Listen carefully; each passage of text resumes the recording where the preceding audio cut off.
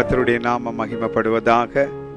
உங்கள் நாட்கள் புதிதாகும் என்கிற இந்த நிகழ்ச்சிக்கு உங்களை ஆண்டவராக இயேசு கிறிஸ்துவின் நாமத்தில் வரவேற்றுக் கொள்வதில் நாங்கள் மிகவும் மகிழ்ச்சி அடைகிறோம். கர்த்தர் நல்லவர், அவருடைய இரக்கங்களுக்கு முடிவில்லை. அவரின் மேல் நம்பிக்கையாக இருக்கிறவர்கள் வெட்கப்பட்டு போவதில்லை.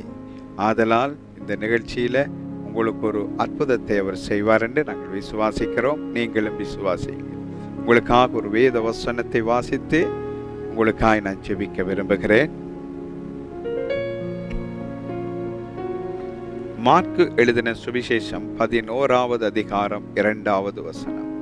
உங்களுக்கு எதிரே இருக்கிற கிராமத்துக்கு போங்கள், அதில் பிரவேசித்த உடனே மனுஷர் ஒருவரும் ஒரு காலம் ஏறியிராத ஒரு கழுதை குட்டி கட்டியிருக்க காண்பீர்கள், அதை அவிழ்த்து கொண்டு வாருங்கள்.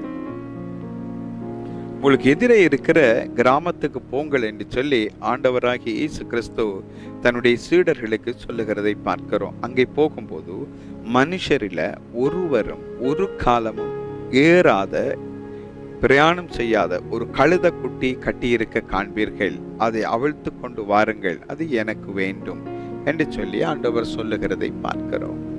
ஆகவே இந்த காலத்துல கார்ல வேன்ல பிரயாணம் செய்கிற மாதிரி அந்த காலத்திலே ராஜாக்கள் கழுதைகளிலே பிரயாணம் செய்வார்கள். பணக்காரர்கள் இந்த காலத்திலே வாகனங்களை பாவிப்பது போல, வண்டிகளை பாவிப்பது போல அந்த காலத்திலே மிருகங்கள் மேலே அவருடைய பிரயாணங்கள் இருந்தது. ஒட்டகங்கள் மேல், கழுதைகள் மேல். அப்போ இப்படி சில வெள்ளை கழுதைகளில் வருகிறவர்கள் குறித்து வேதம் சொல்லுகிறது. அவர்கள் பெரியவர்களாய் காணப்படுகிறார்கள், படித்தவர்களாய் ஞானமுள்ளவர்களாய் விளங்குகிறார்கள். ஒவ்வொரு கழுதைகள்ல ராஜாக்கள் வந்தார்கள் என்று பார்க்கிறோம். அப்ப இங்கு ஒரு கழுதை குட்டி இருக்கிறது. இந்த கழுதை குட்டி கட்டி இருக்கிறது.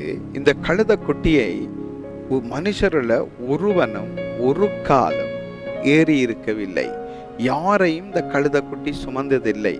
அப்போ ஒரு கார் இருக்குன்னு வைத்துக் கொள்ளுங்க. இந்த கார் விலை போகாத கார், யாரும் வாங்க விரும்பாத கார். அதுக்கு பல காரணம் இருக்கு. சிலருக்கு கலர் பிடிக்காம இருக்கும், சிலருக்கு அந்த காருடைய மாடல் பிடிக்காம இருக்கும்.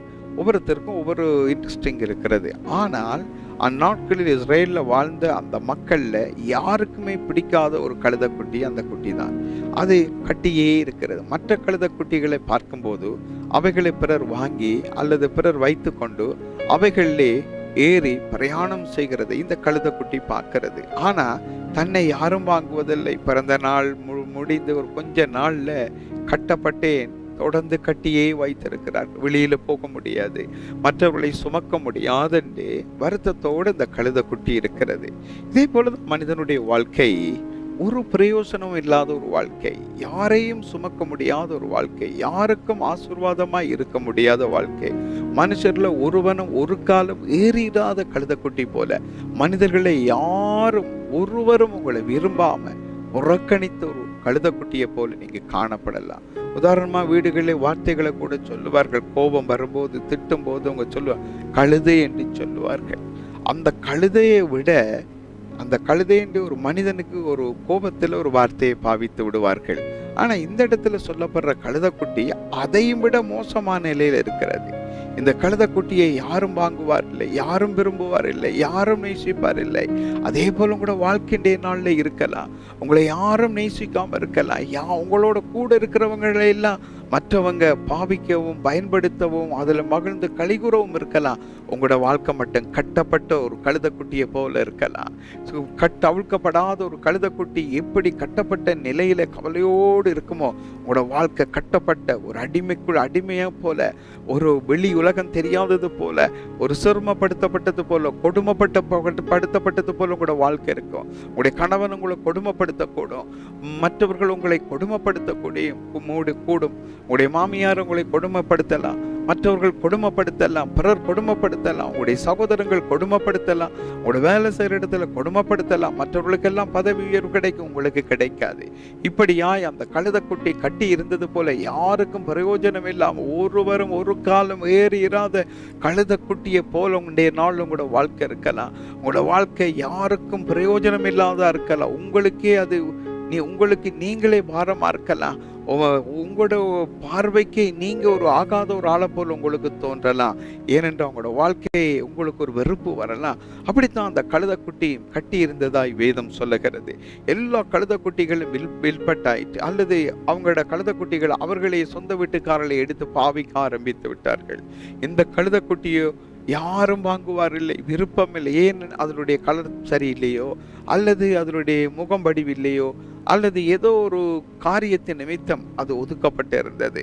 ஒருவரும் விரும்ப முடியாத ஒரு பாத்திரமாயிருந்தது. அப்பொழுது ஆண்டவராகிய இயேசு கிறிஸ்து அந்த கழுதைக்குட்டியை தன்னிடம் அவிழ்த்து கொண்டு வரும்படி கேட்கிறார். அவர் சொல்லி அனுப்பின போது அவருடைய சீசர்கள் அந்த கழுதைக்குட்டியை அவிழ்த்து கொண்டு வந்து இயேசுவிடம் வந்தபோது இயேசு அந்த கழுதைக்குட்டி மேலே ஏறி எருசலேமுக்கு பிரயாணம் போனார். அப்பொழுது வீதிகளிலே தாவீதின் குமாரனுக்கு ஓசன்னா என்று சொல்லி அங்கே மரக்கிளைகளை தரித்து அந்த வழிகளிலே பரப்பினார்கள். சிலர் தங்களுடைய வஸ்திரங்களை உடுப்ப கூட அந்த தரையிலே விரித்தார்கள்.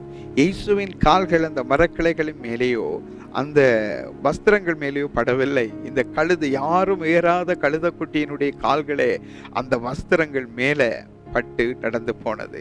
இந்த ராஜாக்கள், அதாவது பிரசிடென்ட்ஸ்மார்கள் ஒரு நாட்டுக்கு போகும்போது அந்த நாட்டு பிரசிடென்ட் அவரை வரவேற்கும்படியாக செங்கம்பள வரவேற்பு என்று சொல்வார். சோப்பால் ஒரு கம்பளத்தை விரித்து அதில் ஃப்ளைட்ல இருந்து அந்த பிரசிடென்ட் இறங்கி வரும்போது இந்த பிரசிடென்ட் போய் அவரை வரவேற்க ரெண்டு பக்கமும் அல்லது ஒரு பக்கம் இராணுவ வீரர்கள் இராணுவ அணிவகுப்பு நடத்த அந்த அணிவகுப்பை ஏற்றுக்கொண்டு சிவப்பு கம்பளத்தால மேலே ஏறி அந்த பிரதமர் அல்லது அந்த பிரசிடென்ட் அவர் அப்படியே ஏறி நடந்து வந்து வருவது ஒரு பெரிய காட்சியாய் ஒளிபரப்புவார்கள் இல்லையா? அதே போல யாரும் விரும்பாத கழுதைக்குட்டி, யாரும் ஏறாத கழுதைக்குட்டி, யாருக்கும் பிரயோஜனம் இல்லாம இருந்த அந்த கழுதைக்குட்டி மேல ஆண்டவராகிய இயேசு ஏறின போது இந்த பூமியில இருக்கிற எந்த கழுதைகளுக்கும் கிடைக்காத, எந்த கழுதைக்குட்டிகளும் கிடைக்காத ஒரு பெரிய பாக்கியம் கிடைச்சது. எல்லாரும் வெறுத்த கழுதைக்குட்டி மேல இயேசு நேசிச்சார். அதே போல கூட வாழ்க்கை இன்றைக்கு இருக்கலாம். இயேசு உங்களை நேசிக்கிறார்.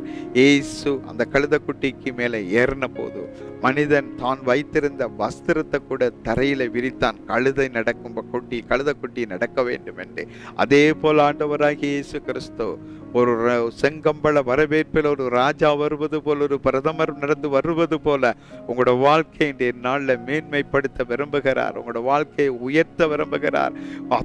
இவ்வளவு காலமும் யாரும் கணக்கெடுக்காம இருந்த அந்த கழுதைக்குட்டி இப்பொழுது இயேசுவை சுமந்ததினாலே கனத்துக்குரியதாய் மாறிவிட்டது. அதே போல இயேசு உங்களோட வாழ்க்கையில வந்தா, இயேசு உங்களுடைய இருதயத்தில் நீங்க சுமந்தா, அந்த கழுதைக்குட்டி இயேசுவை சுமந்த போது அது எவ்வளவா மகிமைப்படுத்தப்பட்டது. எந்த கழுதைக்கும் கிடைக்காத, எந்த கழுதைக்குட்டிகளுக்கும் கிடைக்காத ஒரு பேரின்பம் அதுக்கு கிடைத்தது. அதே போல இயேசு கிறிஸ்து உங்களோட வாழ்க்கையில இல்லாதனால கட்டப்பட்ட கழுதைக்குட்டியை போல, யாரும் விரும்பாத மனுஷனை போல, மனுஷிய போல ஒதுக்கப்பட்ட பாத்திரமாய் நீங்க இவ்வளவு காலம் வாழ்ந்துட்டீங்க. ஆண்டவர் சொல்லுகிறார், இன்று முதல் நீங்க மகிமைப்பட போறீங்க, இன்று முதல் நீங்க கனப்படுத்தப்பட போறீங்க, இன்று முதல் நீங்க உயர்த்தப்பட போறீங்க. இன்று முதல் அநேகர் உங்களை இதுக்கு முதல் தூட்டி திரிந்தவங்க புகழ போறாங்க, உங்களை மகிமைப்படுத்த போறாங்க. அப்படிப்பட்ட ஒரு அனுபவம் உங்களுக்கு வரப்போகுது. அந்த கழுதைக்குட்டி இயேசுவை சுமந்தது போதும் உங்களுடைய சின்ன இருதயத்தில் இந்த பெரிய ஆண்டவராகிய இயேசுவை உள்ளத்தில் ஏற்றி நீங்க சுமப்பீர்களானா உங்களோட வாழ்க்கை மகிமைப்படுத்தப்படும். இயேசு இல்லாதனால தான் உங்களோட வாழ்க்கை மகிமைப்படாமல் வெட்கப்படுத்தப்பட்டு புறக்கணிக்கப்பட்டு பிரயோஜனமற்றதாய் காணப்பட்டது. இந்த நாள் உங்களுடைய வாழ்க்கை மாறுகிற நாள். அந்த கழுதைக்குட்டிக்கு நடந்தது போல ஒரு கனம் உங்களுக்கு உண்டாக்க போற நாள். தேவன் உங்களுடைய கட்டுக்களை அவிழ்க்க போறார். தேவன் உங்களுடைய சிறையிருப்பை உடைக்க போகிறார். இந்த இயேசு உங்களோட வாழ்க்கையில இல்லாதனால தான் நீங்க கட்டப்பட்டிருந்தீங்க. இயேசு உங்களோட உள்ளத்துக்குள்ள நீங்க சுமக்காதனால தான் உங்களோட வாழ்க்கை இப்படி இருந்தது. இன்றைய நாள்ல இந்த இயேசு கிறிஸ்துவ உங்களோட உள்ளத்துல ஏற்றுக்கொள்ளுங்க, சொந்த தெய்வமா நம்புங்க. ஏனென்றால் அவர் 2000 ஆண்டுகளுக்கு முன்பு உலகத்துல வந்து உங்களுடைய பாவங்கள், சாபங்கள், வியாதிகள், துக்கங்களை அவர் தன் சரீரத்தில் ஏற்று சிலுவை மேல சுமந்து தீர்த்து அவர் மரித்து அடக்கம் பண்ணப்பட்டு மீண்டும் 3ஆம் நாள் மரணத்தை ஜெயித்து உயிரோடு எழுந்து பரலோகத்துக்கு போனார். மீண்டும் வரப்போகிறார். மீண்டும் வருகிறவர் உங்களை தன் அண்டையில சேர்த்துக் கொள்ள போகிறார். இயேசு உங்களை நேசிக்கிறார். அதெல்லாம் உங்களுடைய இருதயத்தில் இயேசுவை சுமக்க ஆயத்தப்படுங்கள். நான் உங்களுக்காக இப்பொழுது ஜெபிக்க போகிறேன். நீங்க என்னோட சேர்ந்து இந்த ஜெபத்தை சொல்லுவீங்களா? அன்புள்ள தேவனே, உம்முடைய குமாரன் இயேசுவை சுமக்கிற ஒரு கழுதைக்குட்டியை போல என்னுடைய வாழ்க்கையில் அவரை ஏற்றுக்கொள்கிறேன். வானத்தையும் பூமியையும் படைத்த வானமும் பூமியும் கொள்ளாத தேவன் என் இருதயத்தில் இருக்கட்டும். நான் அவரை சுமக்கட்டும். எனக்கு உதவி செய்யுங்க இயேசுவே. எனக்குள்ளே வாரும், என் பாவங்களை மன்னியும் இயேசுவே. உம்முடைய இரத்தத்தினால் என்னை கழுவும், எனக்கு நித்திய ஜீவனை தாரும். எப்பொழுது நான் உம்மை சுமக்கட்டும் தெய்வமே.